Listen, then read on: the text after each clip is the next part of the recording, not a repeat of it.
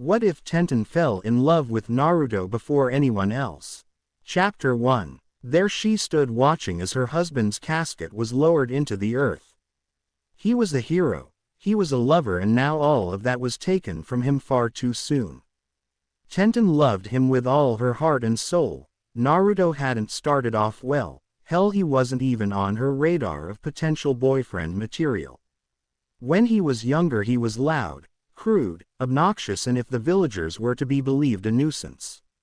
It wasn't until after the Fourth Great War did she start to notice him. The way he selflessly came to the aid of others, the gleam he got in his eye when he saw the people closest to him smile. She would never be able to see it again. However, Naruto had sacrificed everything for this village growing up, and no, he had finally sacrificed the one thing you can never get back: his own life. The day started off like any other. She woke up next to the man she loved. He would always wake up first, and when she finally woke he would be staring down at her with love in his eyes. She kissed him, he kissed her, and eventually one thing led to another. Once they had finally got out of bed and showered, it was back to their lives. Naruto had completed his dream of becoming Hokage, and Tenten had taken over the weapons shop after her father passed away. It was all a normal day till a large glowing purple armor was seen advancing on the Konoha outer wall. It turned out that Sasuke Uchiha had finally come to make good on his promise of destroying Konoha. With him it seemed he brought the remaining army of White Zetsu. In the end, Sasuke had failed. There had been casualties on both sides, and Naruto had been driven into a corner, so he used his final trump card. He unsealed the Kyuubi. In doing so he had given his life for the village he grew up in, the same village that had hated him for many years of his life. Kurama sat and watched his previous host and partner being lowered into the ground. He felt a feeling akin to loneliness as he watched Naruto's wife cry silent tears. He wrapped one of his tails around her for comfort. She buried her face into his tail and wailed. "I can't believe he's gone," she sobbed. Kurama stared down at the human that was using him as tissue with sorrow-filled eyes. He could do something. It was forbidden even for the Biju, but he could do it. The giant fox sighed. He resigned himself to his decision. He doesn't have to be. Tenten looked up with tear-stained eyes. Wah! What? I can send you back before this, so far back that you could change his loneliness. Tenten's eyes widened with hope. Do it, she said without hesitation. She didn't care whether it meant traveling to the realm of the Shinigami. She was getting her husband back. Kurama nodded before weaving through a few hand signs. His body became chakra and it surrounded the brunette's body. She could feel her body moving on its own as it weaved some hand signs she didn't recognize. Her world turned black. She eventually woke up. Did it work? She looked around and saw a room she hadn't called hers in years. It was her dad's house right above their weapon shop. When am I? A few days before Naruto became a genin, the familiar voice of the Kyuubi spoke within her mind. She would be lying if she said she didn't freak out at first, but she was the wife of an Uzumaki, and if there were anything an Uzumaki does not do, is lie. Kurama, how can I hear you? Where are you? Inside your mind, child. This was the only way I could find. I turned you into a Jinchuriki in order for you to save Naruto from his loneliness. His words resonated within her. She was a Jinchuriki now. She was like him now. That train of thought brought a smile to her face. Then I can protect him. The fox smirked as he heard the girl's thoughts. She wasn't like Naruto was. She had no talent for keeping her thoughts to herself. Yes. This way, once we make contact with Naruto, I can share with him your memories. It'll be like having your husband back when he was 13. She slightly cringed at the thought of a 13-year-old husband. They couldn't do what a married couple could for another 2 years by Konoha law. A small price to pay for more time with him. Ten-chan, called the familiar voice of her father, Ojiro. She felt tears beginning to pool in the corners of her eyes. She had missed her father ever since he passed away a year after she and Naruto got married. Coming. She yelled back, trying to keep the sobs back. She couldn't let him know she was crying. He would only ask questions that she couldn't answer without sounding like a nutcase. After calming down and wiping her tears, she left her room. Reaching their living room, she immediately smiled as she saw him, standing at 5'9" with short brown hair. He wore a tan dress shirt tucked into a pair of black dress pants. Tenten questioned this. Was something important supposed to happen today? Ten-chan, did you forget? He said. She looked at him confused. We're visiting your mother today. She mouthed. Oh, before dashing back to her room. How could she have not known? Her father never dressed up for anything. Their annual visit to her mother's grave is the only time she didn't see her father. In that old leather apron, work gloves, a white shirt, and blue jeans. She sighed and opened her closet. What to wear? She decided upon a lovely knee-length red dress with golden floral prints. She wore her hair in her usual double buns. Once she was ready, she and her father left the house in the direction of the Konoha cemetery. Here lies Chi-Chi, mother, wife, friend. She sat in front of the gravestone as her father poured water over the stone and placed the ceremonial incense. They prayed together before he placed a hand on her shoulder and telling her that he'll see her at home.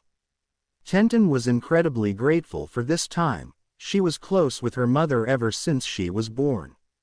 Hey, Ka-san, how are you? I suppose you know I'm not really 14, I couldn't turn down the fox's offer. I had to get him back. The memory of her beloved husband as she remembered him at the Chunin exams. She had the passing thought that he was cute but never would have imagined him being her husband at the time. She was scared to see him. In a strange way it felt as if he wasn't her Naruto. Sure, he'll grow up to be the man she fell in love with, but he's not currently hers. I hope you can give me courage. I'll be sure to make things right this time.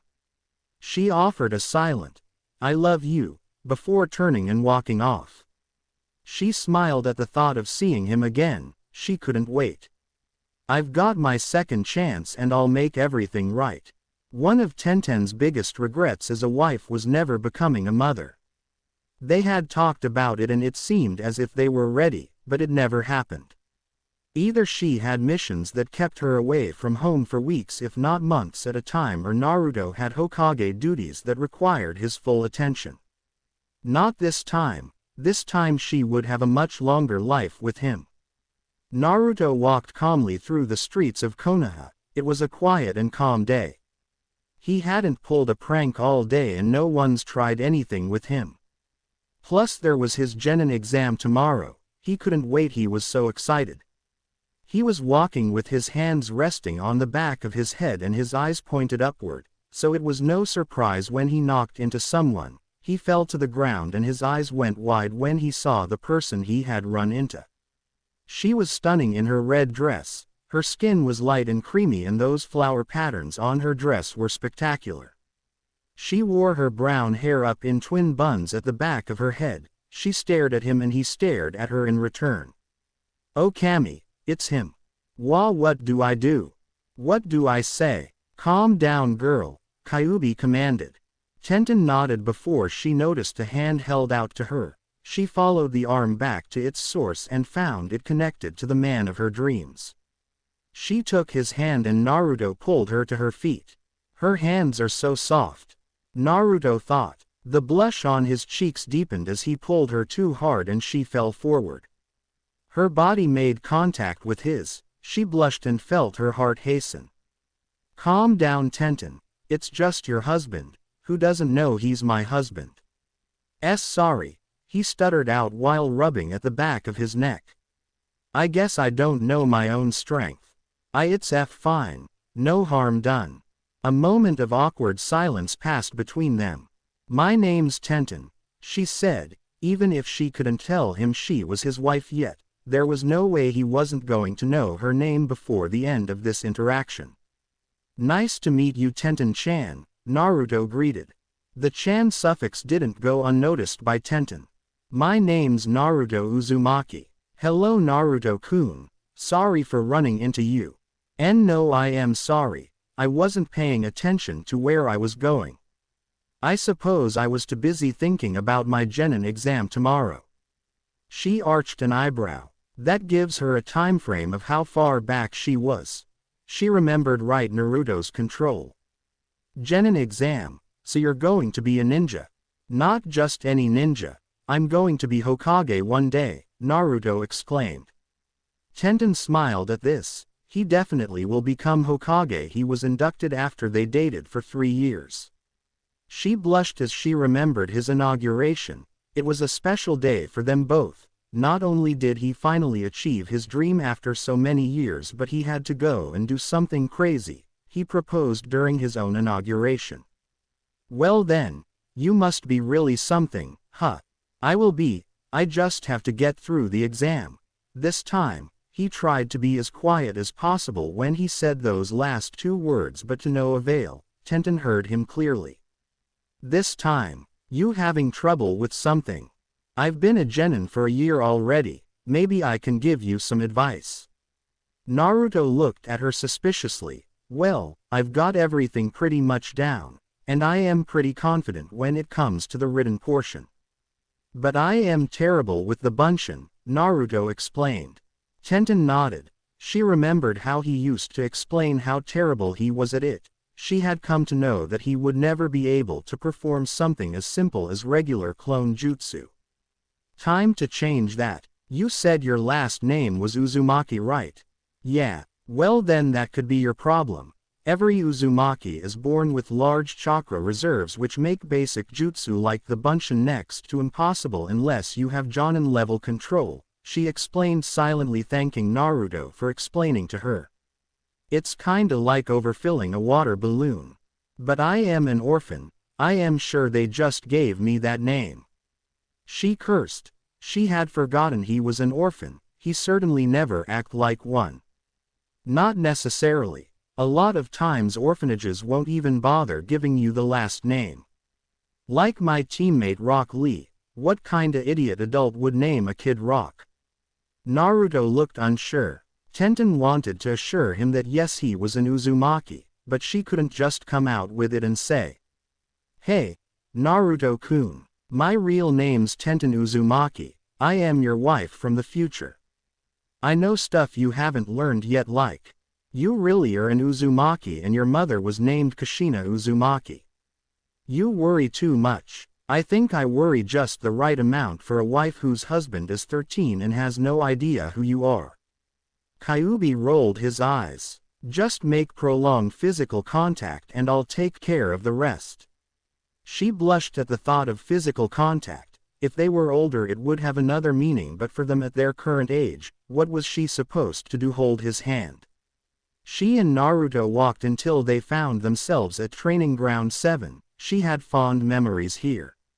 They had come here once and had a picnic together back when they were still just friends. He had passed it off as him just returning the favor after she helped him with his kenjutsu training. It was romantic. He had brought her to a red and white checkered blanket he had set up underneath a single tree that faced a large pond. It was halfway through the meal when he asked me to be his girlfriend. He was obviously out of his element and nervous, and it showed, but it also showed how sincere he was about it. She couldn't help but accept. They walked side by side. She noticed Naruto kept giving her side glances and bristled away when she tried to get closer until he just stopped walking entirely. She didn't notice at first, and when she did she was about 3 to 4 feet away from the blonde. "What's wrong, Naruto-kun? What do you want?" Naruto exclaimed. His voice contained both anger and confusion, but they were mild compared to what she had felt in the past. Tenten was confused at first but quickly shook the confusion out of her head. Of course, he was trust issues. He was mistreated for the entirety of his life. It was no wonder why he was wary around strangers. He probably only followed her out here because she was a kid herself, even if mentally she's in her late 20s. She sighed and placed her left hand on her right shoulder. "Maybe I can use this. Bait him into a fight. He was always hot-headed growing up." "What do you mean, Naruto-kun?" She let her playful side out for a moment. He stepped closer to her and she could see he was getting angry. "I don't like being played with," he basically growled at her. Oh, she was getting him back for that one. He stepped closer. She stepped closer to the point they were inches apart. She knocked his feet out from under him. He fell to the ground with a small thud. She was on top of him in moments. Naruto panicked as he tried to free himself from underneath the girl, but it was a futile effort due to her being physically stronger. He cursed under his breath. "I should have taken my training seriously." Tenten smiled as she placed both hands on his cheeks, successfully forcing his lips to pucker as she planted a kiss onto his. She couldn't have been happier. This was it. She had fulfilled her end of the bargain. She created the long physical contact. Well, it was going to be long if she had anything to say about it. Naruto's eyes widened as he felt her warm and soft lips on his. He didn't know what to think. Was this a new effort to poison him? Putting it in his food wasn't bad enough, they were putting it in lipstick now. He tried to resist but couldn't stop her from intruding into his mouth with her tongue. His and hers wrestled for supremacy as Naruto moaned into the kiss. "If this is how I die, it's not so bad." "That's perfect," Kyuubi exclaimed as their bodies started to bubble with the beast's red chakra. She cracked open her eyes to see his red demon eyes looking back into her own matching pair of red orbs before closing them and melting into the kiss. The Kyuubi's chakra making quick work of restoring Naruto's future memories. She could feel his hand caressing her cheek. She couldn't hold back any longer. She needed this. She needed the man she loved again. They parted. No evidence of their intimate moment except for the silvery line of saliva that connected the two. All the memories that he had spent with her started flooding back to him. Their first date, the second, how he proposed to her during his inauguration, the feelings of happiness and joy as the tears left her eyes. She couldn't say yes fast enough. The memories of their first time together. It was odd to watch himself having with his wife from her perspective, her father's death and how she didn't leave their room for weeks afterward. Naruto waited on her hand and foot every step of the way. Remembering his own death wasn't pleasant. After all he had done for the bastard, Sasuke still fell further into the darkness. He was beyond saving. He was reminiscing on the memories of the Kyuubi's offer and his wife's acceptance before he felt warm water droplets falling from the heavens. He opened his eyes and saw the most sinful thing he could imagine, tears streaming out of his lovely wife's wonderful eyes. He sat up still with his beloved in his lap. He felt tears pooling into his own eyes as he embraced her. He rubbed her back as he had done time and time again. He placed small butterfly kisses up and down her cheek. She wrapped her arms around his neck and buried her head into his shoulder. "I've missed you so much," she managed to say between sobs. Shish, I know my love, I know," Naruto whispered into her ear as he gently stroked her back. He felt as if he should be angry with her for throwing away her future as she had done, but after the memory sharing, he couldn't really blame her. She was alone and scared. She felt as if her whole world had crashed down upon her. Experiencing from the perspective of the other person, might have been the weirdest thing I have ever seen. And I've seen Zetsu. Naruto joked. She chuckled as she lifted her head from his shoulder and placed her forehead onto his. They stared lovingly into each other's eyes for what seemed like forever. The couple sat together in Naruto's apartment. Tenten was curled up on the couch with her feet up as she lay on her husband's lap. Naruto smiled down at his wife's content face as he gently stroked her forehead with his thumb. She stared up at him. She had done it. She had her man back and there was nothing in heaven or hell that could take that away from her.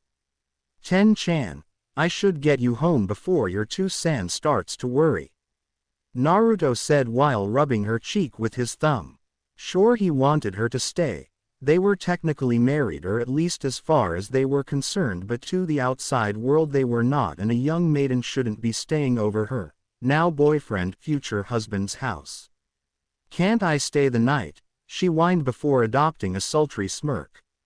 "We could always." "No, Ten-chan, We may be bound together, but I am still 13 while you're 14.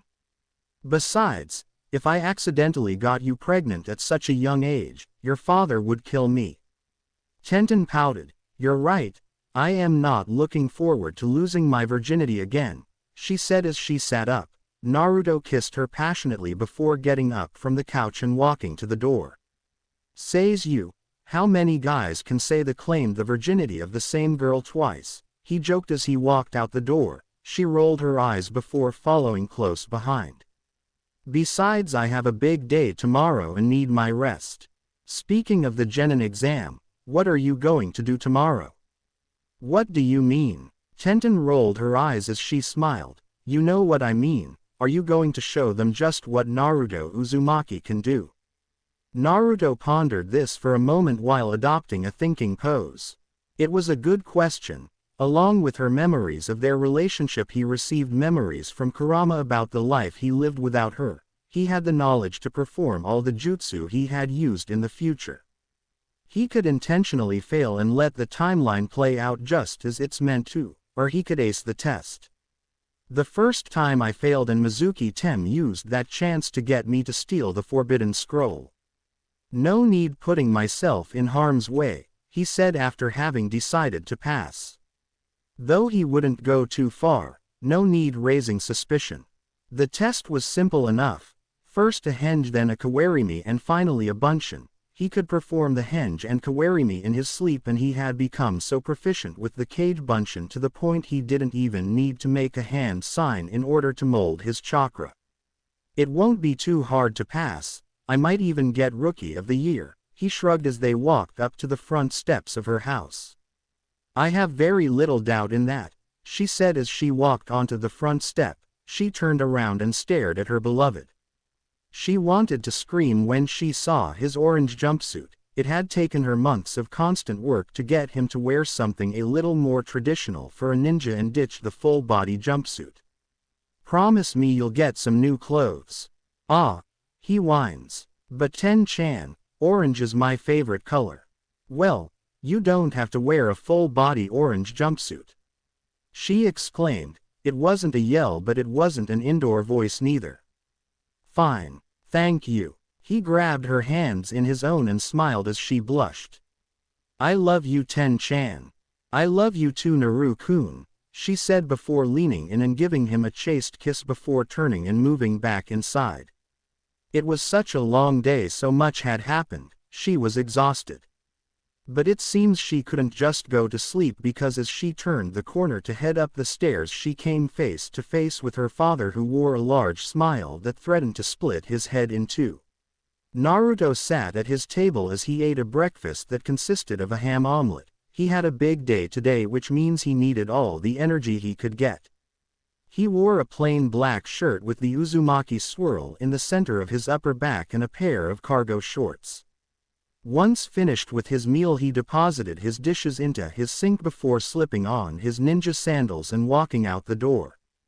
Today was a fresh start for him. He couldn't afford to be the class clown he once was. He had a future to prevent and nothing would get in his way. He walked through the streets in full view of everyone. He didn't care for the hateful glares or sneers he receives. This was him, and he wasn't going to feel ashamed for who he was. Admittedly, Naruto had muscle, though he hid it well underneath his usual baggy jumpsuit. He walked into class and immediately he could feel eyes on him. He looked up and saw the majority of the class staring at him, a multitude of this running through their minds, like how he wasn't wearing his usual orange or the fact that his muscle mass was rather impressive for someone of his age. He took a seat next to one of the only people he could call his friend, Shikamaru Nara. The Nara heir was a genius, there was no doubt about that, but his incredible brain was ever only matched by his incredible laziness. "Hey Naruto, ready to fail again?" exclaimed the voice of Kiba Inuzuka from behind him. He turned and saw the feral boy smirking as if he had said the funniest thing in the world. He didn't offer much in the way of an answer other than a confident smirk of his own that seemed to work for Kiba. He turned around just in time to watch the daily spectacle of Sakura Haruno and Ino Yamanaka racing into the classroom in hopes of sitting next to Sasuke Uchiha. Ha! Beat you again, billboard brow. Are you blind, pig? I was clearly ahead of you. By a forehead maybe. Naruto mumbled. He had grown out of his crush for the pinkett banshee. All she cared about was Sasuke. It mattered very little what kinda awful things he had done, she would always support him. The two had actually dated before Naruto had fallen for Tenten. In fact, that may have been one of the deciding factors in his current relationship. One day while he and the pinkett were getting intimate, she moaned out that traitorous bastard's name. That was the last straw for Naruto. He didn't know what to do, but one thing was clear: he had to get away from her. In the end, Tenten comforted a depressed Naruto and he ended whatever remained of his relationship with Sakura. Last he had heard, she left the leaf saying she was going to find the man she loved. "All right, class. Take your seats," Iruka Umino said as he walked into the room. Naruto had to make a conscious effort not to run up to the man and tackle him with a hug. Iruka had been the one to attend his wedding in place of his own father. Then came the man Naruto most hated, Mizuki. "All right, let's jump straight into it. Mizuki-san and I will be conducting your graduation exams." Mizuki nodded and plastered a fake smile onto his face. "The exam will be broken up into 4 portions: the written test, kunai and shuriken throwing, a taijutsu test, and finally the ninjutsu test, where you will be expected to do 3 jutsu. The henge, kawarimi, and bunshin." Naruto sighed as they started calling students. Sometimes he hated being an Uzumaki. It always meant that when something was done in alphabetical order he would always be towards the last. He zoned out the Chunin as he began thinking about his beloved. She had done so much for him already and he felt the need to do something for her. She uprooted her whole life and accepted a demon inside of her in order to travel back in time to be with him. What could he possibly do to repay that? Break. While Naruto was busy with his genin exam, Tenten was busy watching her father freak out about how his baby girl having her first boyfriend. "San, calm down," she exclaimed, having become tired of watching the man pace back and forth. He sighed before sitting down at the table in the chair just opposite from her own. "Okay, what's his name?" he said with a smile. He was very proud that his baby girl had found a boyfriend. He was worried that she would end up with one of the guys from her team. Not that they were bad guys, but they were strange. Neji was arrogant while Lee was just strange. "His name's Naruto Uzumaki," she said dreamily. Her father stiffened a bit before relaxing. He knew of Naruto and it pained him to see how others treated him. Being an ex-shinobi as well as owning a weapons shop, he was quite knowledgeable when it came to sealing scrolls. Naruto was just the scroll while the Kyuubi was the kunai. He smiled, glad his daughter didn't just follow the other children's lead and bully the boy. "What else can you tell me about him?" "He's the kindest, most caring person you'll ever meet. His dream is to become Hokage. His favorite color is orange." There was a glint in her eyes as she talked about him. "Yeah, I remember he wears a bright orange jumpsuit. I talked him into some new clothes." "How long have you two been together?" She knew this was coming. "A year now," she lied. "I wanted to tell people, but Naruto figured it would be best to keep it secret." Ojiro narrowed his eyes. "Why? Is he ashamed to be dating my daughter?" No. It's not like that. It's just, you know how he's been treated around the village. He figured if people knew about us, then they would try to hurt me." Ojiro smiled. He didn't know this Naruto kid well enough to know for sure, but if he's that concerned with his daughter's well-being, then he sounded like a good guy. "So, when do I get to meet him?" It was a monumental day in fatherhood when you get the chance to scare the snot out of your daughter's boyfriend. "I can ask if he wants to come over tonight for dinner. Would that be okay?" Ojiro nodded before the brunette went out for the day. Break. "Naruto Uzumaki," Iruka called. The blonde stood and walked out of the classroom and into the private room they had set up for taking the test. The first thing he noticed after entering the room was a large fake smile courtesy of Mizuki. "All right, Naruto.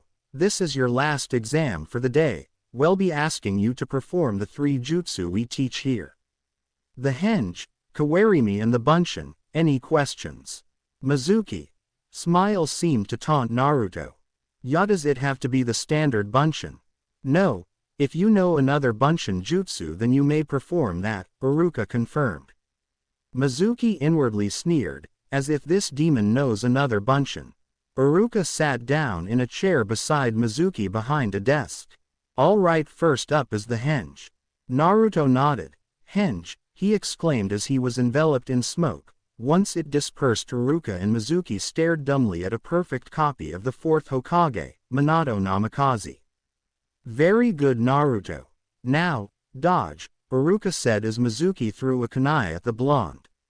He let the kunai implant into his chest before Naruto vanished into smoke only to later be revealed as a wooden chair. Mizuki sneered, how can he do these with little to no trouble? If this keeps up, my plan is ruined. Well done, now I need you to summon at minimum 2 clones. Naruto dug his hands in his pockets, his blue chakra surged and for a moment became visible. Kage Bunshin no Jutsu, he exclaimed as 3 perfect clones of Naruto appeared. Iruka was surprised. The Kage Bunshin was a Jonin-level skill. A mere academy student shouldn't know it, and let alone to do it without a hand sign. Mizuki wanted to throttle the so-called demon brat. After all his planning and tricks, Naruto passed, which means he had to resort to plan B to get him the forbidden scroll. Very good, Naruto-kun.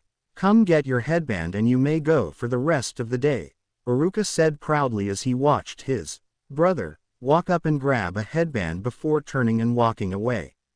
Naruto walked out of the academy. Tomorrow would be his last time in the academy, when he came to be placed on a team.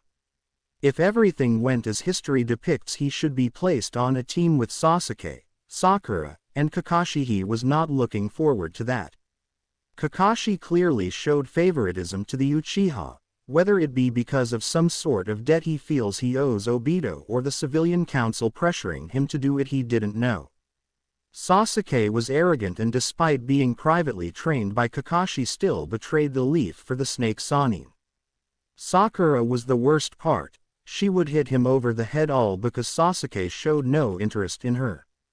He kept walking until he saw a familiar set of buns. Tenten was running up to him with a bright smile on her face. Once she made it to him, she practically tackled him in a hug. He had no problem returning it and gently rubbed her back. I passed Ten-chan, he whispered into her ear. She broke the embrace much to Naruto's chagrin. That's great, Naruto-kun. As congratulations, I want you to come over for dinner tonight, she said with confidence. Naruto was nervous and it was painfully obvious. You don't have to be nervous, you've met my two-san before. Yeah, and last time he tried to kill me while screaming about how I deflowered his daughter. He wouldn't have killed you, probably. Yeah, well, it didn't help that you jumped my bone the second you thought we were alone, Naruto said flatly. Tenten giggled as he took her by the hand. They walked in the direction of the brunette's house. So, what's going to happen now? I mean, the first time around you stopped Mizuki Tem. Not to worry, Iruka-sensei will be enough to stop him, and if not, I may have accidentally slipped a note onto Gigi-chan's desk about his plan in the meeting place. Tenten smirked. You've really thought this through, she said as they walked up to the door of the weapons shop. Naruto had to suppress a nervous sigh as she opened the door and they walked in. Walking through the shop and up the stairs that led to the living area for her and her father, Naruto found him sitting there on the couch. He smiled to himself as he looked at the man he would one day call father. Hello, sir, Naruto said. Tenten eyed him. He was being stiff. Ojiro stood up from the couch and walked over toward the young couple. He smiled when he saw the glint in his daughter's eyes. No need for any of this sir stuff. My name's Ojiro. I am not some old man. He chuckled. Naruto lightly laughed along with the man.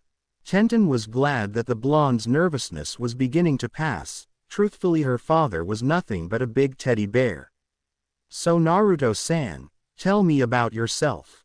Ten-chan tells me you two have been together a year but didn't want to tell anyone to keep her safe.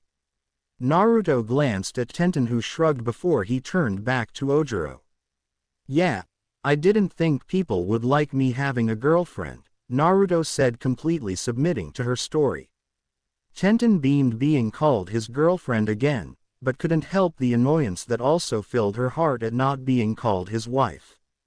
Let's see. Naruto trailed off while adopting a thinking pose. I like ramen. I like to learn new things like jutsu and cooking. I just passed my genin exam today, so I am excited to find out what team I'll be placed on. You only just graduated. Oh yeah, I am a year behind Ten-chan, but I have faith I'll catch up, Naruto exclaimed. Ojiro nodded. He had to admit he was worried that the blonde was too young, but if it's just a year it's no big deal. Naruto sighed with relief when Ojiro got up saying the dinner was ready. Tenten smiled at her boyfriend and kissed him lightly on the cheek. Break. Naruto sighed when he woke the next morning in his old bed, in his old apartment, and not beside his wife in their lovely home. Soon, Naruto, soon. Today was the day of his team placements, and if all goes according to history he should be placed with both Sakura and Sasuke. The thought of dealing with those two again caused him to shudder. The only solace was that once Sasuke tries to defect the village, Naruto can put an end to him. At that point, he would be a missing nin, or at least should be if the stupid civilian council keeps their noses out of it. After eating a full breakfast and tying his headband around his forearm, hour left for the academy. In his last life, he wore his headband tied around his head where it belonged. However, Tenten seemed to like his hair being let down. His hair was short and spiky and definitely not how he preferred it to be, but that can be fixed in time. He preferred for his hair to be a bit longer, like his father's. Entering the room, Naruto was greeted with the sight of both the pinkett and the platinum blonde fangirls arguing in front of the door. Again over something as trivial as Sasuke Uchiha. Get the hell out the way, Naruto growled, allowing a bit of Kyuubi's chakra to seep out of him. The girls turned wide-eyed to see who the voice belonged to, only to see it belonged to Naruto. Ino saw the deep scowl that played across her fellow blonde's face and decided to grant his request and get out of his way. Sakura, on the other hand, did not. What the hell, Naruto baka? Who do you think you're talking to? Sakura reared back for a punch. Ino's eyes widened. Was she really going to hit him? They were the ones in the wrong. They shouldn't have been arguing in the doorway, to begin with. She released a breath she didn't even know she was holding when, instead of taking the punch and being sent flying into the adjacent wall, Naruto caught the fist before jerking her sideways, effectively knocking her off her feet. She hit the ground with a thud. I am in no mood for your bullshit, Haruno-san. The venom in his words was practically palpable. The class stared wide-eyed at the so-called dead last. One thought bounced around the girls' minds. He didn't call me Sakura-chan. All right everyone, that's enough. Everyone glanced from Naruto to the origin of the voice. Directly behind the blonde genin was Iruka Yumino. Naruto went and took a seat next to Shikamaru Nara as Sakura sat next to her Sasuke-kun. The blonde's Jinchuriki narrowed his eyes once he saw the Uchiha. His time will come. All Naruto had to do was bide his time. His future will not come to pass. All right everyone, I would like to congratulate you all for graduating.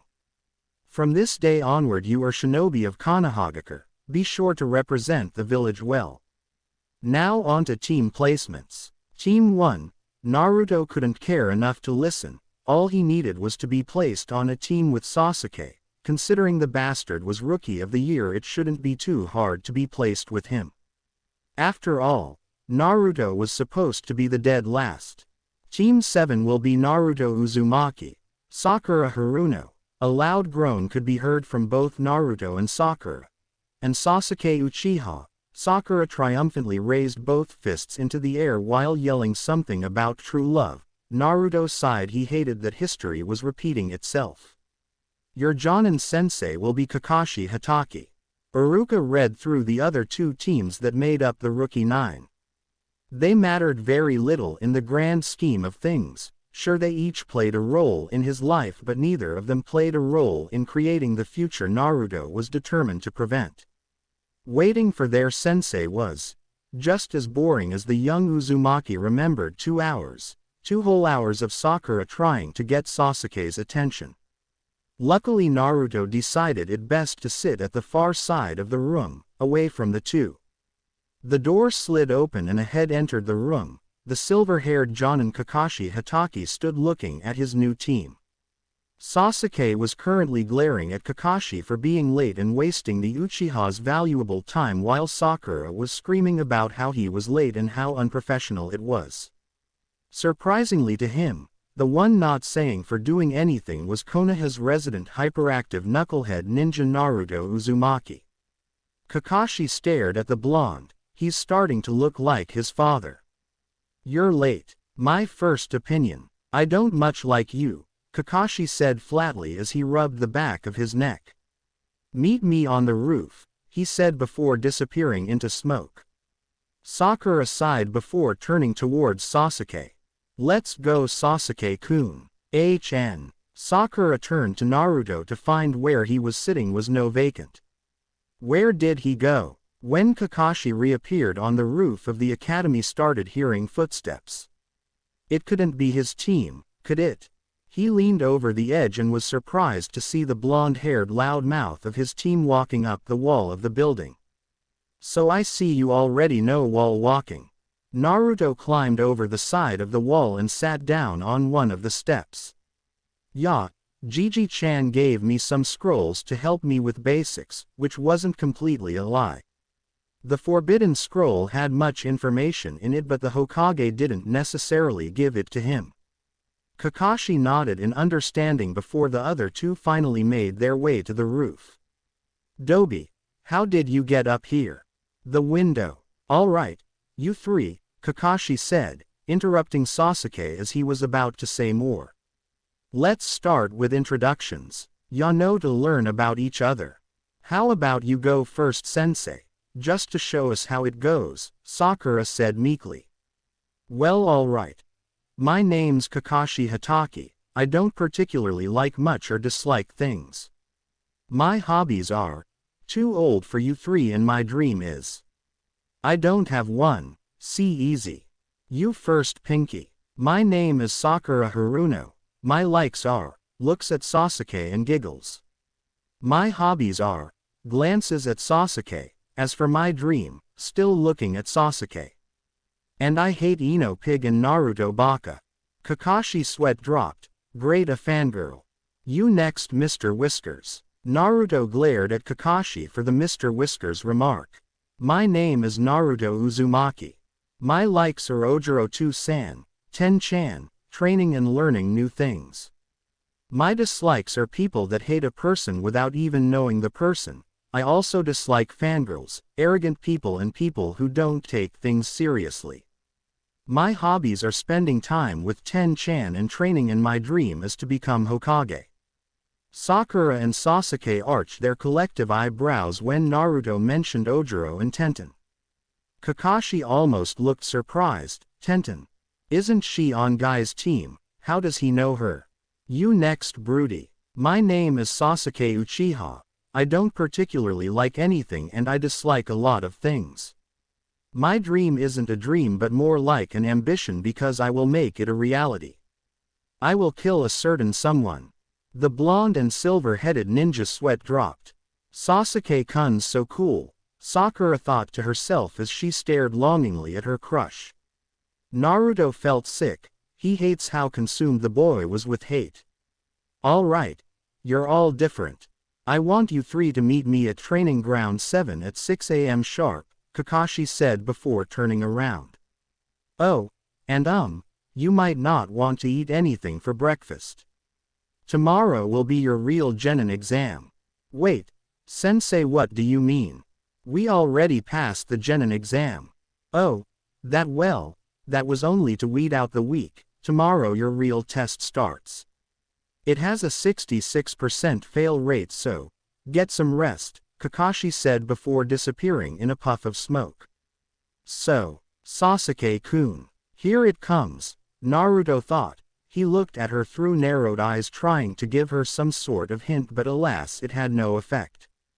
Do you want to go do something later? No.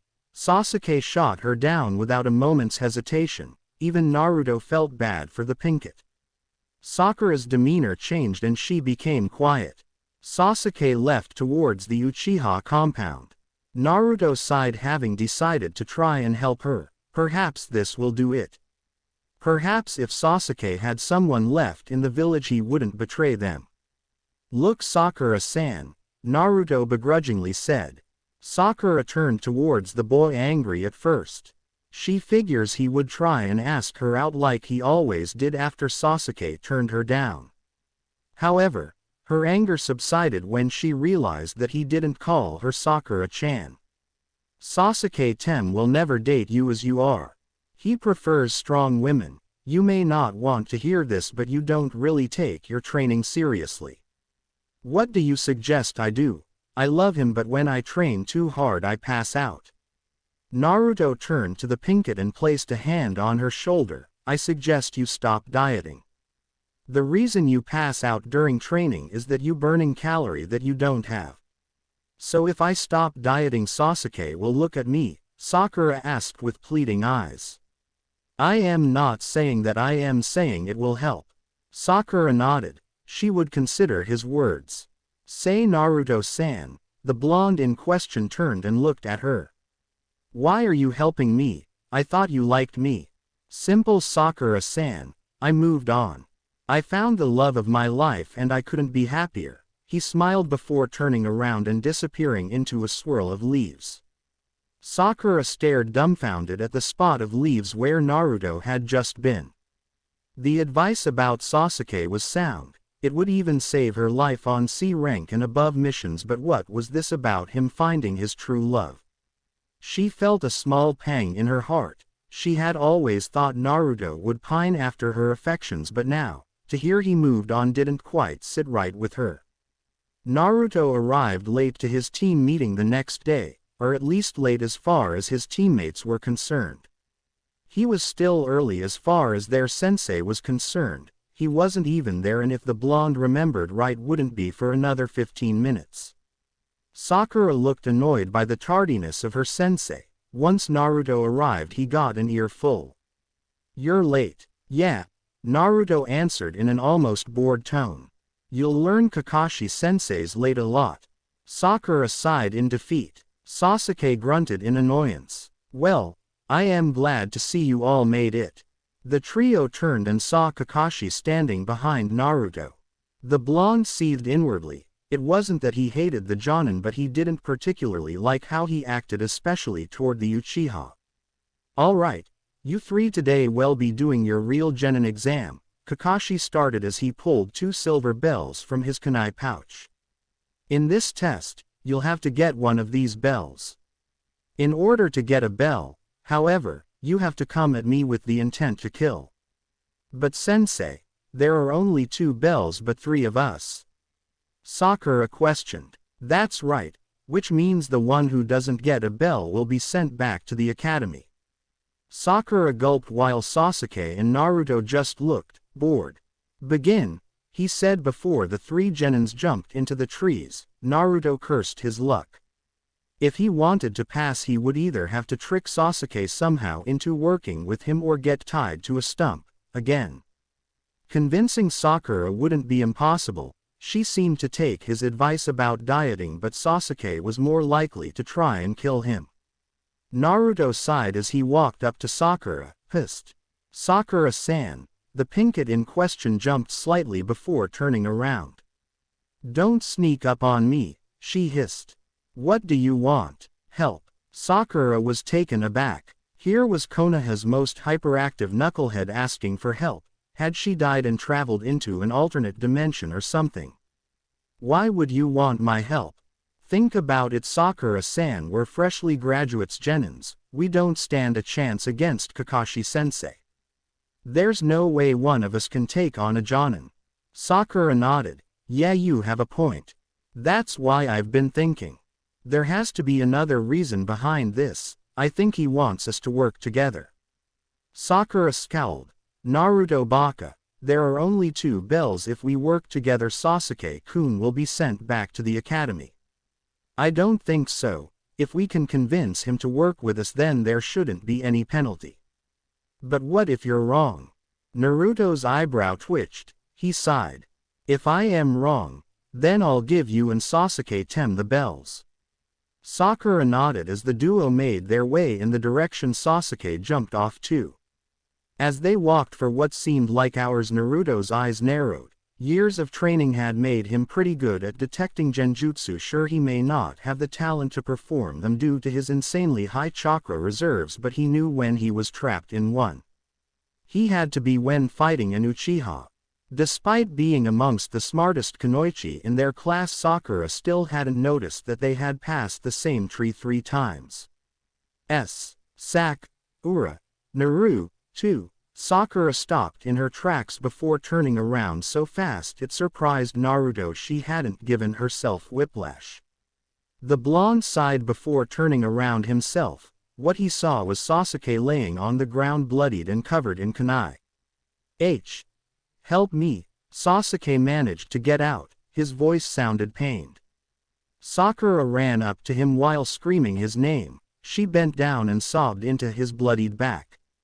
Sakura-san. Sakura-san. Calm down. It's just a genjutsu, Naruto said as he shook her before forming the ram seal and dispelling the Sasuke illusion. Up in a tree, Kakashi smiled underneath his mask. Come on. We still need to find the Tem, Naruto said as he pulled his pink-haired teammate to her feet.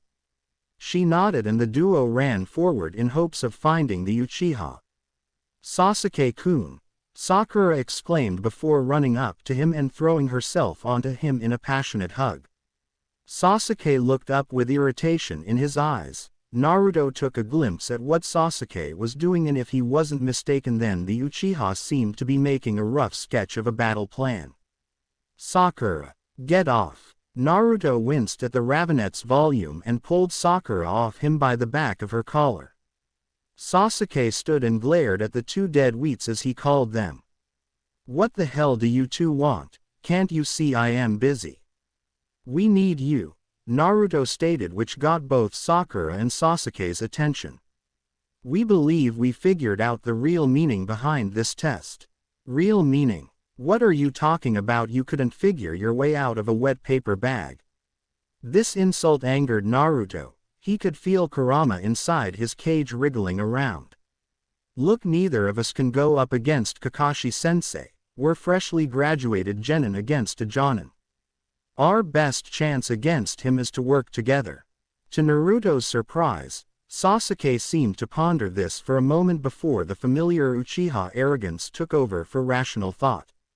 I don't need you. I am an Uchiha, an elite, while you're just a no-named idiot with no clan, he spat before turning to Sakura, and you're just a talentless fangirl from a civilian family.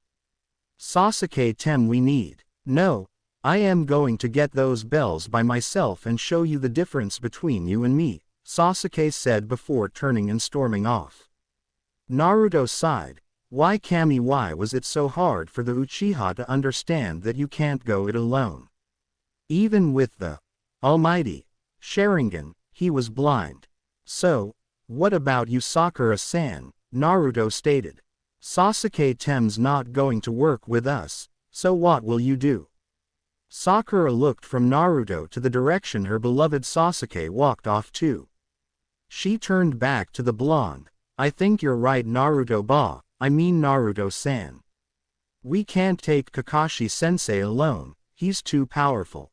For the second time in 5 minutes, he was speechless. He had believed she would scoff at him and tell him off, but instead, she accepted the fact she couldn't do it alone and accepted his help.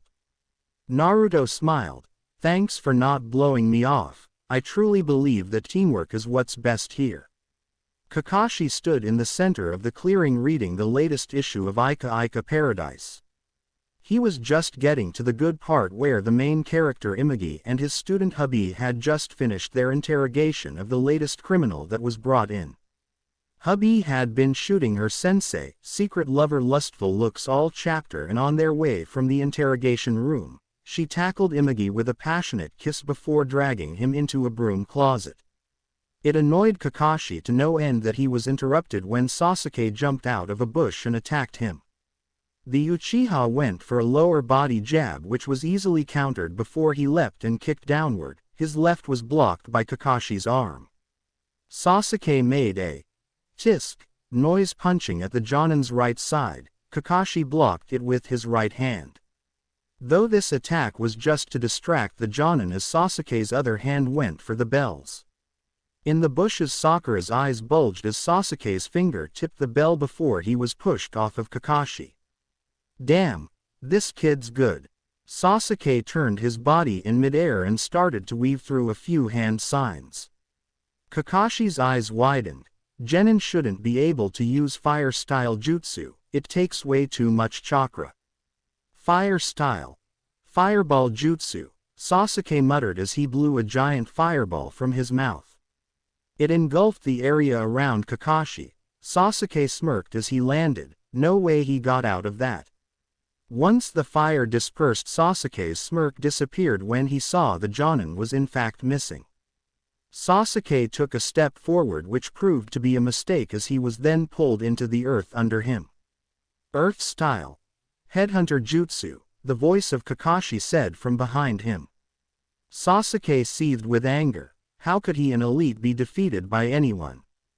Kakashi was standing alone in a clearing reading the latest issue of ICHA and giggling like a schoolgirl when he felt the presence of his most knuckle-headed genin. Peering over the book, the Jonin eyed Naruto with annoyance. He had just gotten to the best part of the story too. You know, a head-on attack like this won't work on me, the Jonin said as he dog-eared his page and placed the book back into his kunai pouch. Naruto didn't say anything, instead opted to attack. Pushing off with his right foot, the blonde sped towards the Jonin. Kakashi was surprised that the so-called dead last was so fast.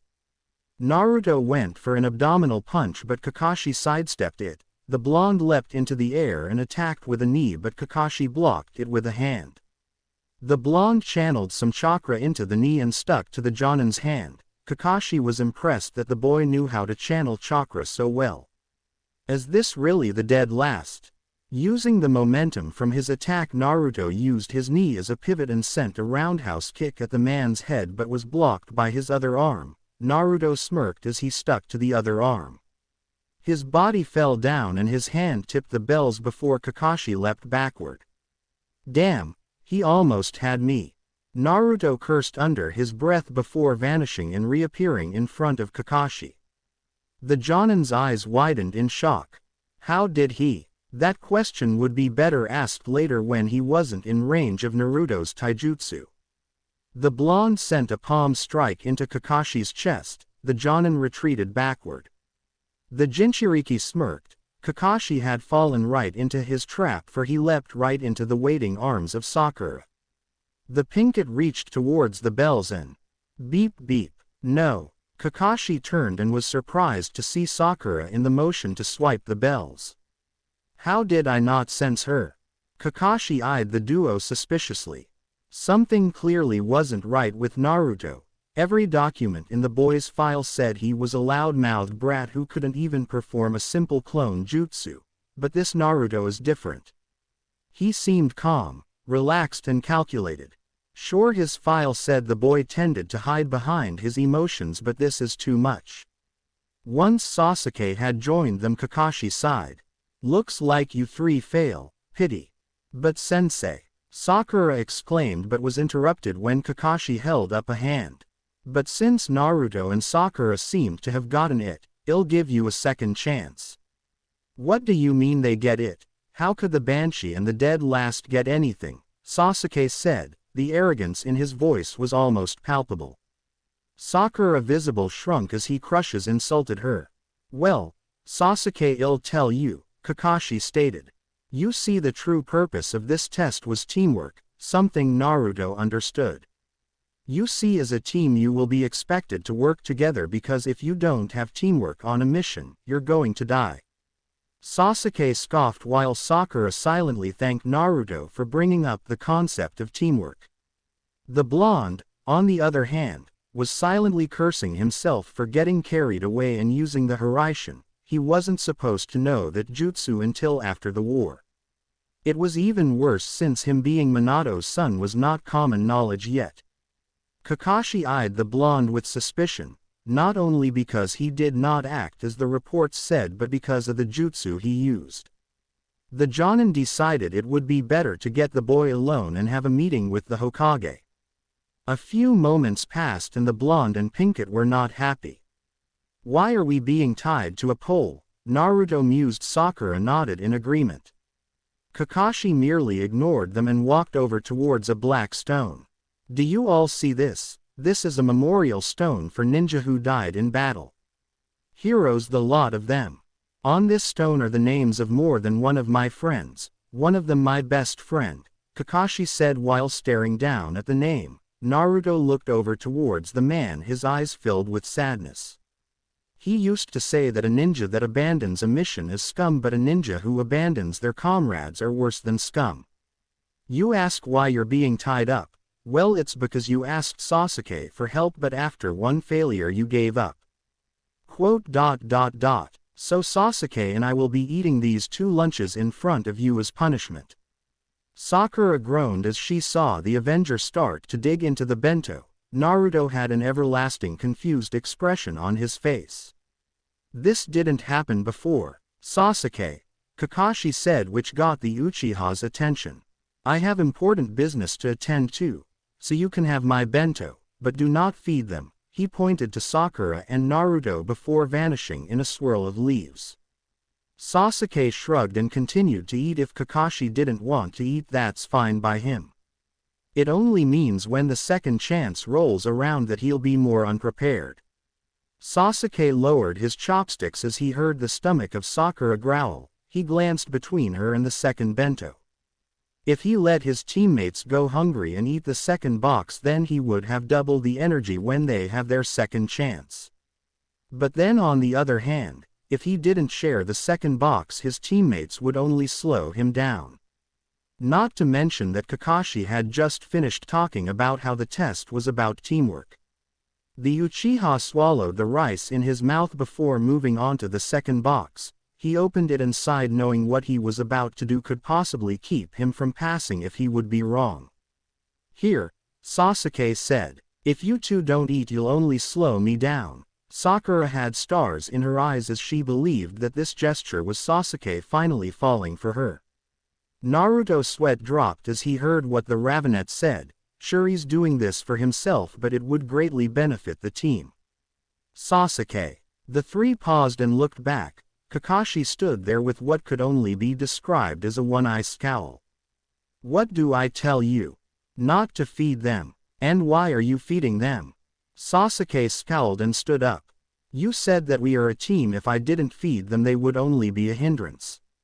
"That's right," Sakura exclaimed.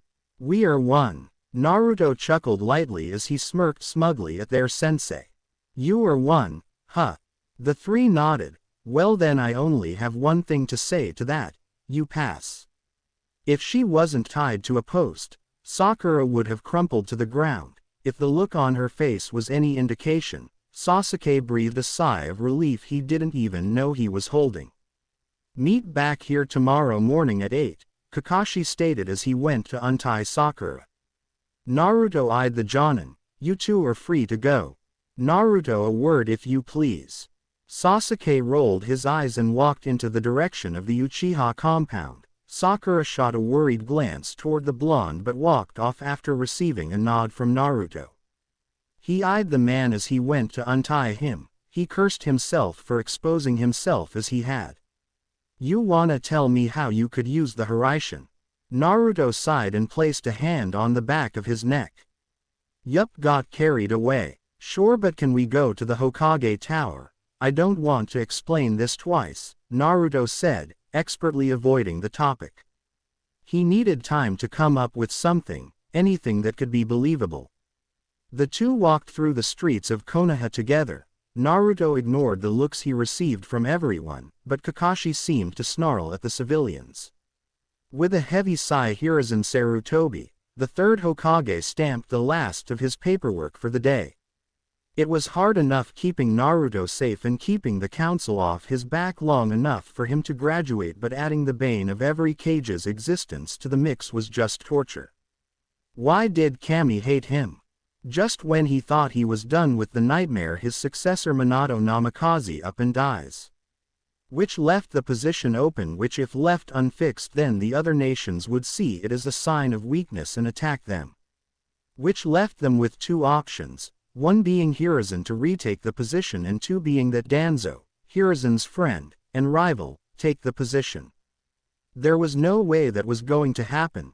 Danzo was an old warhawk who believed that the best way to peace was to crush your enemies. That's why he created his organization called the Root. He trained them to be emotionless warriors that would infiltrate enemy villages and feed information back to him. Hiruzen suspected that the organization was still up and running even though the elderly Kage ordered the warhawk to shut it down years ago. Hiruzen sighed again as he placed the paper onto the neatly stacked pile of that was his finished paperwork. Suddenly there was a gust of wind and a swirl of leaves that swept up the papers and spread them around the room. Hiruzen wanted to cry. Hokage-sama. The old man turned to see his surrogate grandson and his new sensei standing before him. What is it, Kakashi? The meeting to discuss team placement isn't for another hour. My apologies, Hokage-sama, but I have questions that very much need answers. What kinda questions? I can answer that, Gigi, Naruto chirped as he walked over to the Hokage's desk. During my team's final teat, I kinda got carried away and did something I shouldn't have. Hiruzen sat up. He was slightly scared. If this was important enough for them to bring it to his attention, then it has to have something to do with the fox. What did you do? He used a jutsu that no one should know. The Hiraishin. The Kage stared shocked at Kakashi. The old man's eyes drifted to Naruto, who adopted a sheepish expression. Naruto-kun, how is it that you used that jutsu? Hiruzen asked. Naruto gulped. Here it is, make or break time. Kami, how Naruto wished Kurama would wake up and speak. He was always better at coming up with lies. I kinda learned it from. That's when a light bulb went off in the blonde's head. I learned it from Tu-san. This earned the boy shocked expressions. How do you? Naruto adopted his sheepish expression again and started poking his index fingers together. Well, you remember my 9th birthday? Hiruzen nodded. Naruto had to hide the shudder that went up his spine. It was a memory he remembered well and something he tried so very hard to forget. Kakashi and Hiruzen shuddered along with the boy. Remember? How could they not? It was possibly the worst thing to ever happen to the boy. It had been his birthday and the villagers were participating in one of their favorite pastimes, the annual fox hunt. He had run as fast as his little legs could carry him, but it was no use when a chunin from the mob had thrown a kunai with deadly accuracy and struck a young Naruto in the right thigh. The blonde screamed in pain as he fell. He tried to get back up to run, but the mob was already on top of him. Most of that night, up until the main event, was lost to him because of time and many head trauma, but he recalled the main event. They had dragged a bloodied and beaten Naruto through the streets for the rest of the village adults to see. He had expected someone to step in and save him, but alas, no one came. They lifted him up and he felt a sharp agonizing pain in each hand. He looked up through swollen eyes to see both hands nailed to each side of a wooden cross. Looking down he could see what looked like straw and villagers dumping some liquid onto it. Naruto recognized the scent of the liquid. It was gasoline. They wanted to crucify him. He felt a hand forcefully grab at his spiky blonde hair and lift his head up so he was face to face with a man with violet eyes. The man smiled a savage smile as he held up a lit match. This is for my niece-san, you damn demon. The man shouted him Naruto's face. He spits on him and drops the match. Naruto watched as the flames started to grow, started to rise higher and higher until the tips of the inferno began to lick at the bottoms of his feet. At first, the pain was manageable. The real pain came when the flames started to lick at his legs. He screamed louder than he had ever screamed before as he could feel the skin on his legs begin to bubble and pop. He must have blacked out for a time before waking up long enough to see a silver-haired man carrying him bridal style as he rushed towards the hospital. Needless to say, it hadn't been one of his fondest memories.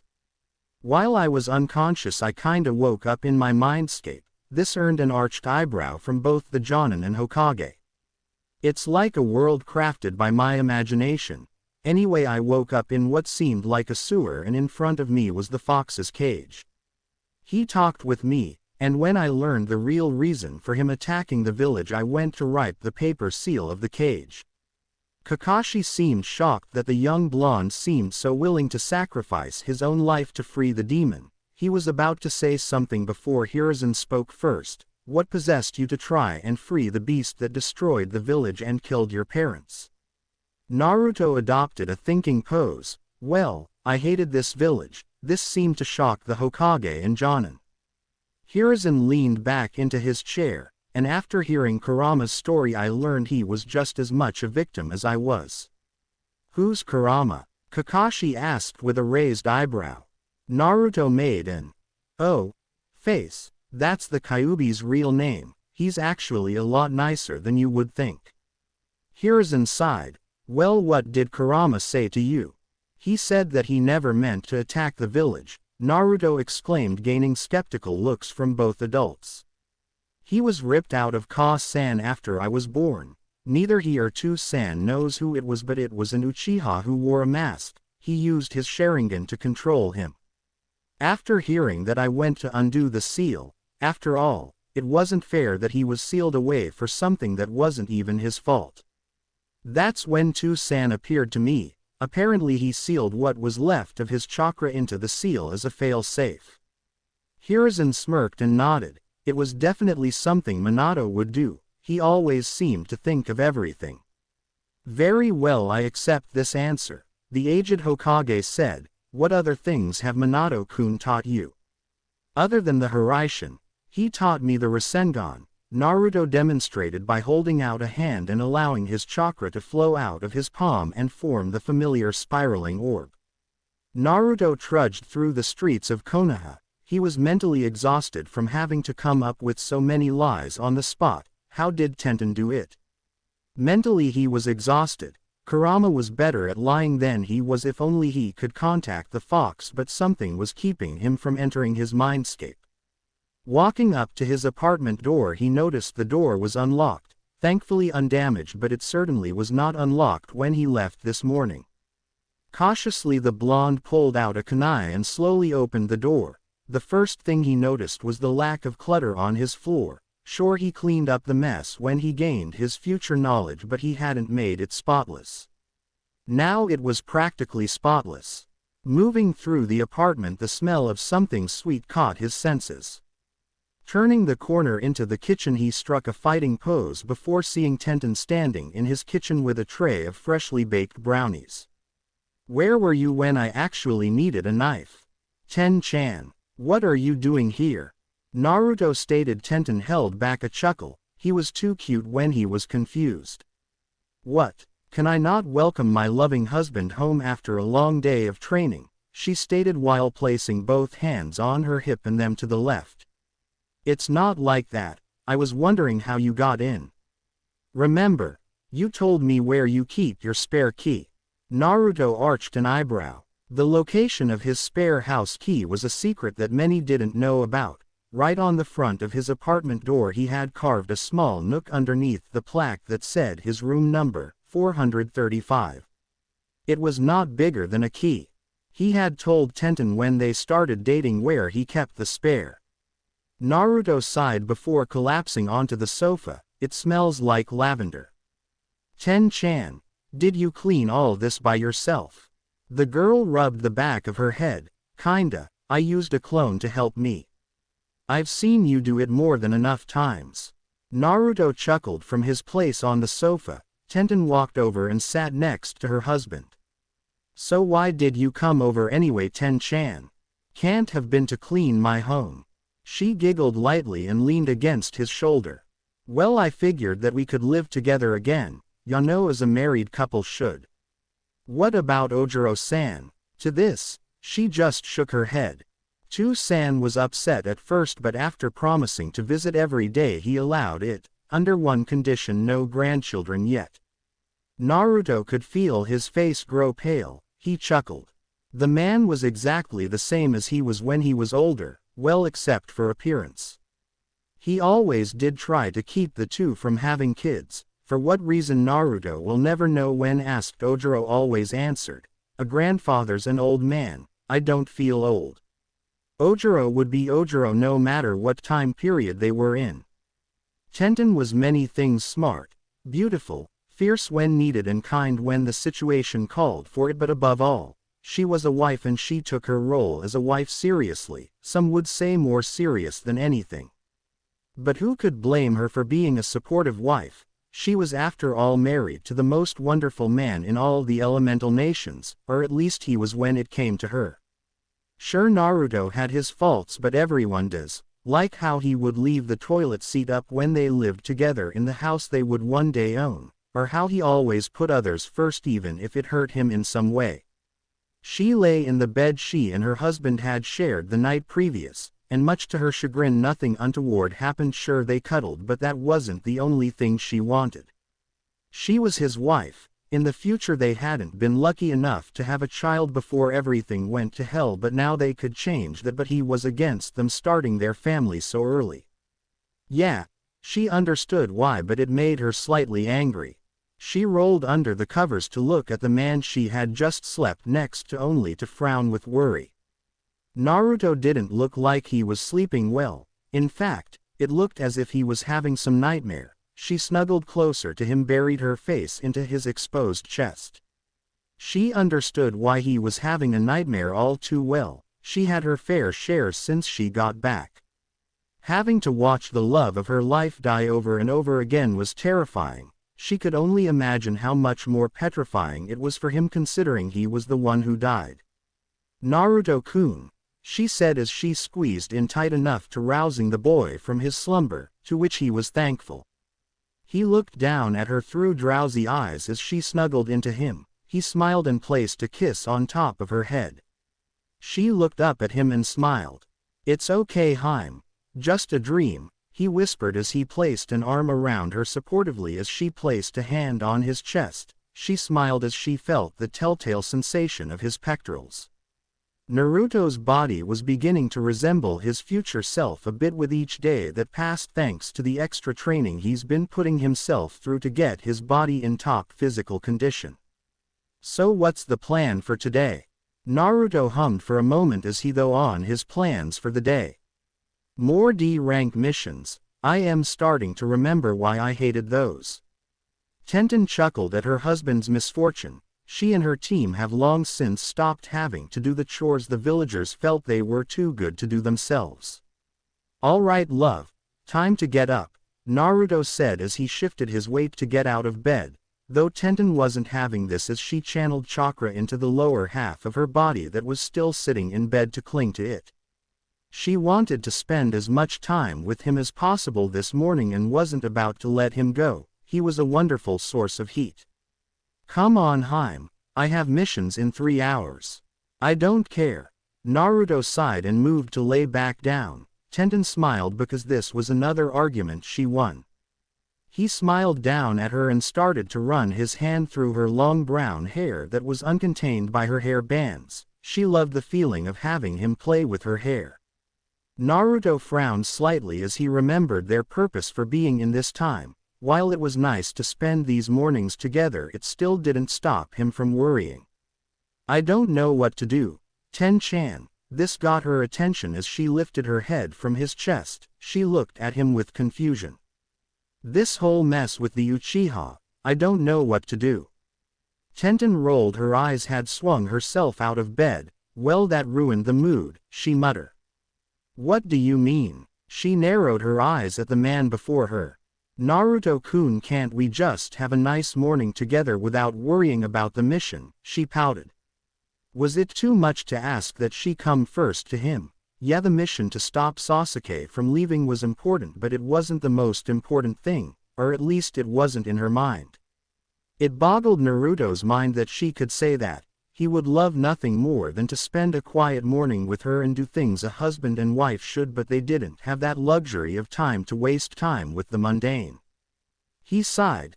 Ten-chan, as much as I want to give you my undivided attention, unfortunately, we don't have that option. I leave for Wave tomorrow. Then comes the Chunin exams and I am still not convinced Sasuke Tem will willingly stay. She nodded. I understand that, but it's like the mission's all you think about. Can't today just be about us? She said as she threw on a shit. Naruto hung his head. Perhaps he had let the mission consume more of his time than he should have. At this rate, it would become a detriment to their relationship. He sighed. You're right. Tenten smirked and muttered that she was always right. Naruto decided to ignore it. I let this mission overshadow what matters. There was a pregnant pause before he continued. I am just scared is all. Scared? Naruto-kun, you're doing all you can do. If that's not enough, then he'll need to be killed. I agree, but what Hokage will I be if I don't give it my best shot? She was starting to get annoyed. She knew she shouldn't because it was a very real concern, but they still had a month and a half to figure things out. Granted, that's not much time in the grand scheme of things, but there was no need to rush. The Hokage isn't perfect, you idiot. She hated calling him that, even if he acted like it sometimes. Kakashi-san was a pervert. Tsunade-san was an alcoholic with a gambling problem. Minato-san lost not one but two of his genin. Sarutobi-sama gave too much power to the council. Tobirama-sama was emotionless, and I am sure Hashirama-sama had more than his fair share of faults. Naruto had to give it to her. No Hokage was perfect. Yeah, you're right. You're always right, Naruto admitted. Just because he was strong didn't mean he could save everyone. Tenten smirked triumphantly. Don't you ever get tired of being right? Nope, she chirped as she took a seat on the bed next to Naruto. She leaned her head onto his shoulder. Besides, you're cute when you pout. Naruto rolled his eyes. I am still going to give it my best shot. I won't have people saying I gave up. Tenten huffed lightly and lightly smacked his chest. No one says you should give up. I am just saying you don't have to be all business all the time. I have needs, Naruto-kun, and one of those is my husband. Naruto nodded and kissed her lightly on the forehead. Naruto stood up from the bed, much to his wife's chagrin, and went over to the closet and started pulling out clothes. Tenten watched as he dressed in a pair of black Anbu pants and a navy blue shirt with an orange Anbu caption tattoo emblazoned on his chest in orange. She chuckled slightly. Some things will never change, one being Naruto's love for his friends and two his favorite color being orange. What are you getting dressed for? She asked. Naruto's head popped out from the neck hole of the shirt and he turned back to his beloved. As much as I would love to spend the rest of the day in bed worshipping you like the goddess you are, I have my daily missions. Tenten pouted as she knew she could not convince him to stay in bed with her. Naruto noticed this. Come on, Ten-chan, no need to pout. Look, after I get home we'll go on a date. Break. Naruto scowled as he plucked another weed from the garden of a rather pudgy woman from the civilian council. He hated D-ranked missions. They were little more than chores that the people of Konoha were too lazy to do themselves. His thoughts on the lowest rank of missions the village had to offer hadn't changed since his younger years, even after becoming Hokage. The first time around, due to his lack of knowledge on gardening and plants, in general, caused him to mistakenly pluck not just weeds but also plants that could have bore fruit. Not even being the son of the fourth Hokage could save him from having to replant new vegetable seeds as punishment for destroying the pudgy woman's garden. Now, however, was different. He knew what not to do thanks to his future friendship with Ino Yamanaka. He winced as he felt the telltale pain of a blister forming on his palm. He sighed and cursed under his breath. He hated that feeling of having soft skin again. It was almost depressing how weak he was now compared to how he once was. In the future, time travel is confusing. He wasn't the 26-year-old Hokage that he was. Now he's a 13-year-old genin again with poor chakra control and less than developed muscle mass. One thing was for sure, he would have to train long and hard later on in the day. The only thing that pulling weeds is good for was slowly increasing his physical strength. Luckily, even though his body is that of a 13-year-old boy, his mind is that of a 26-year-old man. Channeling a bit of chakra to his hand, Naruto smiled as he felt the soft pain in his hands subside as the chakra protected his hand. There was another thing about being 13 again. His control was completely shot, which meant no advanced Rasengans, no Sage Mode, no elemental manipulation. Hell, he couldn't even perform the summoning jutsu because he hadn't yet signed the Toad summoning contract. Looking over, he saw that his fellow genin, Sasuke and Sakura, were not faring much better. It was slight, but Naruto could see the fatigue and pain pass over the Uchiha's face. The blonde smiled slightly as he noticed the boy's discomfort. The pinkett would rip her hand away from the weeds every once in a while and shake her hand violently. Obviously, the pain of the blisters was getting to her. The blonde sighed as he looked at the girl with concern. Sure, he would never have the relationship he had once had with the pinkett, but he would be lying if he said that the two of them hadn't somehow become friends after all the sparring and training they've done together. Since she had started taking her training more serious, he felt it necessary, since it was his idea for keeping Sasuke in the village, that he would oversee her training personally. Sakura wiped her forehead and glanced over to her teammates and sighed. Naruto and Sasuke had piles of weeds that could be compared to small dogs, while her own was the size of a coffee mug. Naruto saw the look on his friend's face. "Cheer up, Sakura-san," Naruto said as he scooted closer to her and patted her on the shoulder. He leaned in and whispered to her, "Apply a little chakra to your palms, it'll ease the pain and strengthen the skin." The pinkett glanced up at him and nodded. Doing as instructed, she channeled her chakra into her hands and surprisingly could feel the pain in them ease. She smiled. "Thanks, Naruto-san." Sasuke arched an eyebrow at the two before huffing and going back to work. Naruto sighed. That was part of history that hadn't changed. Sasuke was still an antisocial prick. If things kept up the way they are, then eventually the Ravenet will defect to join Orochimaru and eventually come to destroy Konoha. The blonde shook his head. He couldn't let that happen. Not again. He was the Hokage, and as Hokage, he vowed to do anything in his power to protect his village and its citizens. If worse comes to worse, he'll be forced to kill the Uchiha before he manages to escape after the Valley of the End. Hours passed and the genin of Team 7 finally finished their weeding mission, and the three were staring daggers into the backside of their sensei Kakashi Hatake. "I want to thank you again, Kakashi-san. If it wasn't for you, that garden would never have been weeded. My back hasn't been in the best of shape these days," the woman said as she paid the Hokage for a successful mission. "It was our pleasure, ma'am," the silver-haired Jonin said with an eye smile. The three genins glared hatred into the Jonin's back. "You didn't do anything, it was all us," was the collective thought of the trio. Walking out of the Hokage Tower, everyone was quiet until Kakashi broke it. "All right, you three are free for the rest of the day. Make sure to get some rest because we start again at 8 o'clock tomorrow," Kakashi said. Sakura sighed in relief as she was sore all over from the manual labor that they had done today. Naruto was thankful because he had time to shower and change before his date with Tenten and Sasuke because he thought he had better things to do than to pick weeds from some old lady's garden.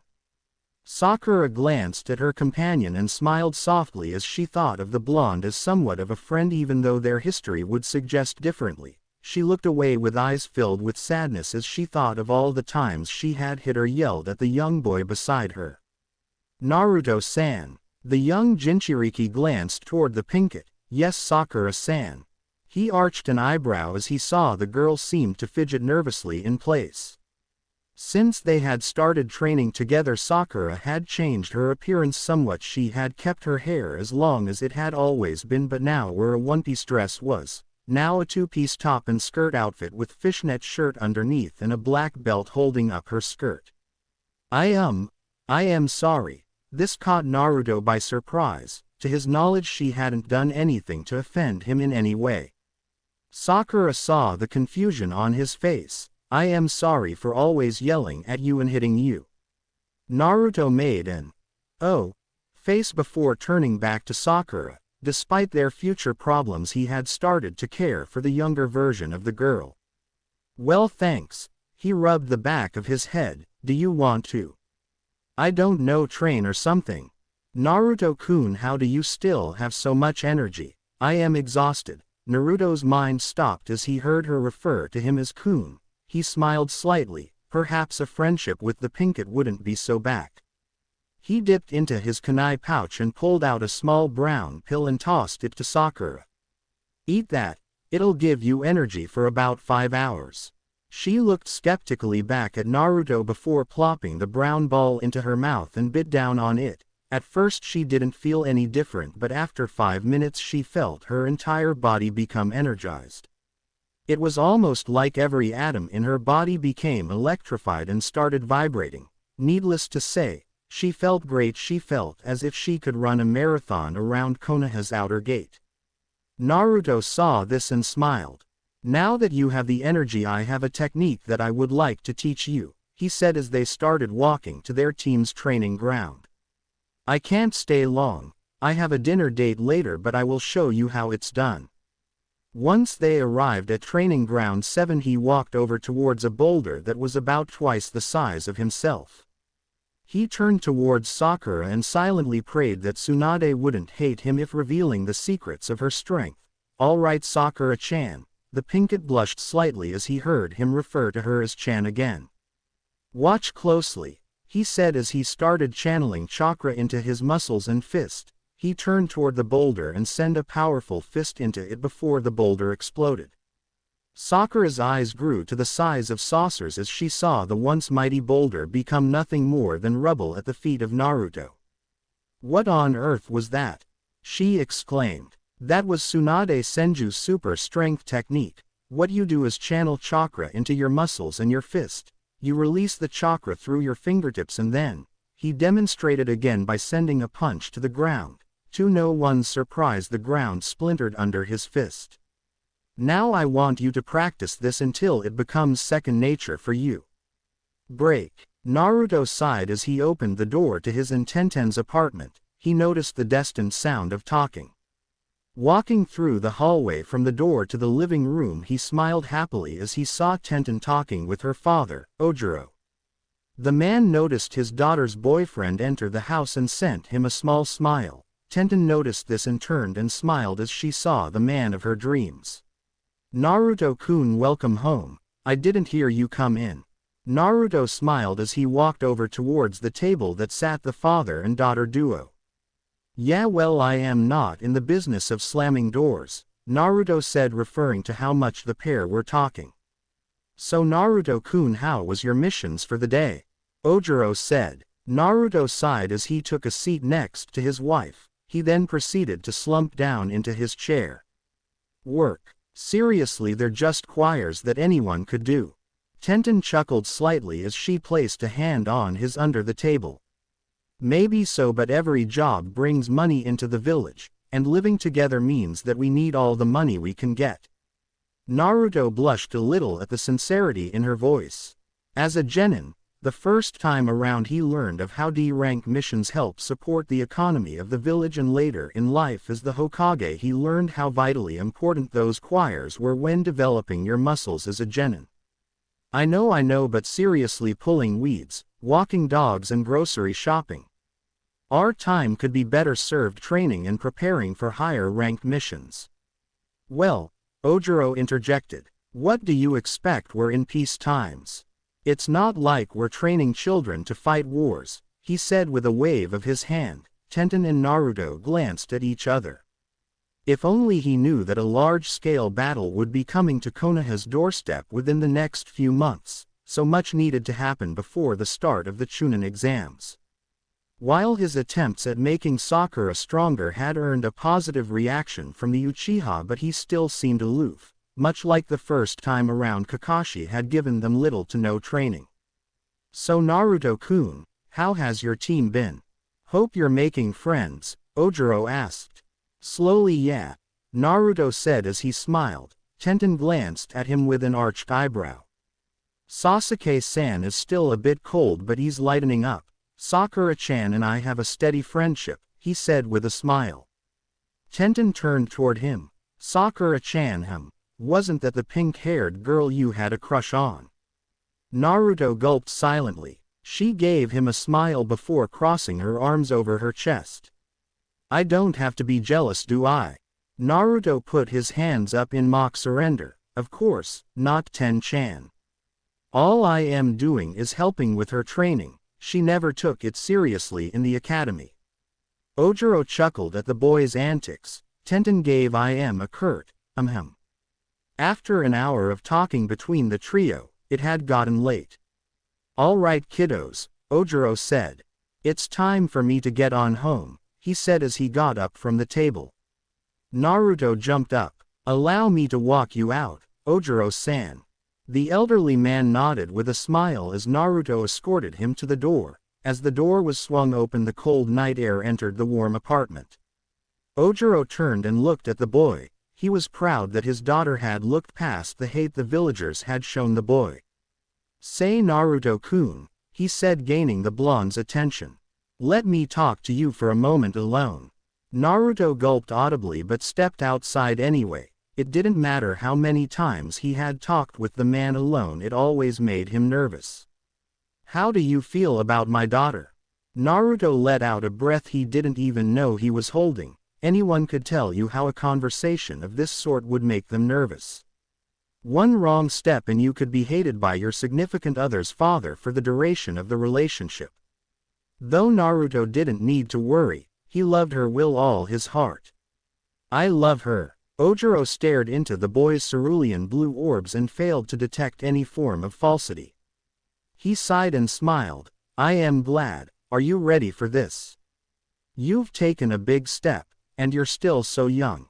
Naruto arched an eyebrow in confusion, but he assumed that he was talking about how they were now living together. "I know, sir, but I know I love her and she loves me." "Yeah," he said as he looked up thoughtfully. "I've seen it in her eyes. She had the same expression Chi-Chi used to have." Naruto went silent at that. He hadn't known Chi-Chi, but from what future Ojiro had told him, she was a lot like Tenten and he loved Tenten. The father waved his goodbye before walking off into the night. Naruto was confused because of the man's words but was happy nonetheless that he was accepting of his relationship with his daughter. Walking back inside, he noticed Tenten sitting on the couch with her legs on the couch. Her brown hair that was previously tied into double buns was now unbound by her hair ties. "So," she started, "did you and Tu-san have a good talk?" Naruto narrowed his eyes suspiciously. She knew something about his little talk with her father. "Yay. He said something that odd to me." She hummed. "What was that?" "He said I took a big step and if I was ready for this. I know living together is huge, but I don't know if I would describe it as a big step." Tenten smiled lightly as he pucked up her legs and sat down before putting her legs in his lap.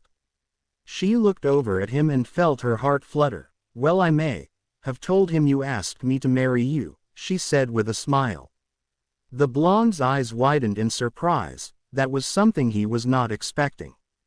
Sure, he had every intention of remarrying her, but it was still so soon. They were still young. Ten-chan were too young to get married. "But Naru-kun," she pouted. "We're genin," which means in the eyes of the village we're adults. Naruto nodded. "Yes, that is true, but the legal age for genin is 15. Tenten huffed and crossed her arms over her chest before looking away from Naruto. The blonde looked at the lovely brunette as she pouted. "Well," he started. "It seems like a date's out of the question for tonight. It's pretty late." She seemed to slouch down into the couch even further before her expression brightened and she leapt up from the couch. Naruto stared at her as she walked towards their shared bedroom. Once she was standing in the doorway, she removed her top, making the blonde blush furiously as he saw her the back of her black bra. She turned her head and all he could see was her seductive smirk, sultry eyes and the crest of her left. "There's more than one way to worship me like a goddess." She turned fully toward him and beckoned him with a single finger as she backed into the room. Naruto gulped audibly. He had to admit that even though he wanted to wait until they were older than even he had needs that could only be satisfied by the women he loved. "I've taken all I can and I can't take no more," he said as he walked into the room after his weapon mistress.